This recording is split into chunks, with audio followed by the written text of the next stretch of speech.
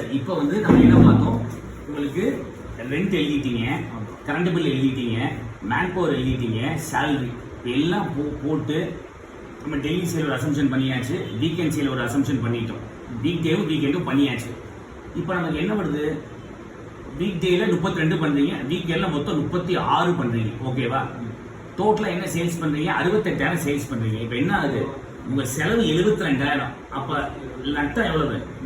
4,000 ரூபாய் நட்டம். புரிஞ்சுதா? இப்படிதான் நான் எல்லாரும் ஜாதகம் ஜோசியம் எல்லாம் சொல்றது பிசினஸ்க்கு.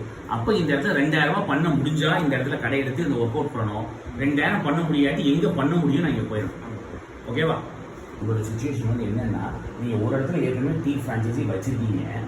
இப்ப டீ வந்து உங்களுக்கு போட ஆசையா இருக்கு. கேஃபேல 10 ரூபா 15 ரூபாய் டீ விற்றோம்னா இந்த கூட்டம் வந்துருச்சுன்னா இந்த ஐட்டம் ஓடாது. இது இன்னொன்று என்ன யோசிப்பாங்க நிறைய பேர், ஐயோ சார் இந்த கேஃபே ஐட்டமே எனக்கு பெருசாக போக மாட்டேங்குது, காலையில் கேஃபே ஐட்டம் பெருசாக 10 மணிக்கு 11 மணிக்கு ஒருத்தர் சாண்ட்விச் சாப்பிடவும், இது ஏன்னா அமெரிக்கா கிடையாது, நம்ம ஊரில் சாப்பிட வரமாட்டான். அப்போ என்ன பண்ணுவான், டீ காப்பாற்றுதும்பா. திருப்பி சாயங்காலம் அவங்களுக்கு டீ க்ரௌட் வந்து காலையில் டீ கடையாக சாயங்காலம் டீ கடையாக மாறிடும். இது யோசிச்சு ஏதாவது ஒரு ஸ்டாண்ட் எடுக்கணும். ஓகேவா? பிஎன்எல்ல வந்து உங்களுக்கு வந்து மாசம் எவ்வளவு லாபம் சம்பாதிக்கணும்னு நினைக்கிறீங்க? ஒரு 60,000 ரூபாய் லாபம் சம்பாதிக்கணும்னு நினைக்கிறீங்க. இப்போ நம்ம போட்ட கணக்குப்படி உங்களுக்கு எவ்வளவு லாபம் வருது? 30,000 ரூபாய் வருது. அப்போ நீங்க இன்னும் 30,000 ரூபாய் லாபம் உங்களுக்கு வேணும். அப்போ இன்னும் எவ்வளவு சேல்ஸ் நீங்க கூட போகணும்? 60,000 ரூபாய் கூட போகணும். தினம் 2,000 போகணும். இப்போ 5,000 ரூபாய் டெய்லி பண்றோம். இப்போ நீங்க 6,000 வச்சுங்க, டெய்லி இப்போ 8,000 ரூபாய் போகணும். 8,000 ரூபாய் போனா நீங்க நினைக்கிற 60,000 ரூபாய் லாபம் வந்துடும். 15,000 ரூபாய் உங்களுக்கு போட்ட சம்பளம் வந்துடும். 75,000 மாசம் எடுத்துட்டு போகலாம். இதுதான் ஜாதகம். புரிஞ்சுதா? அதாவது 30 லட்ச ரூபாய் இன்வெஸ்ட் பண்ணிருக்கீங்க.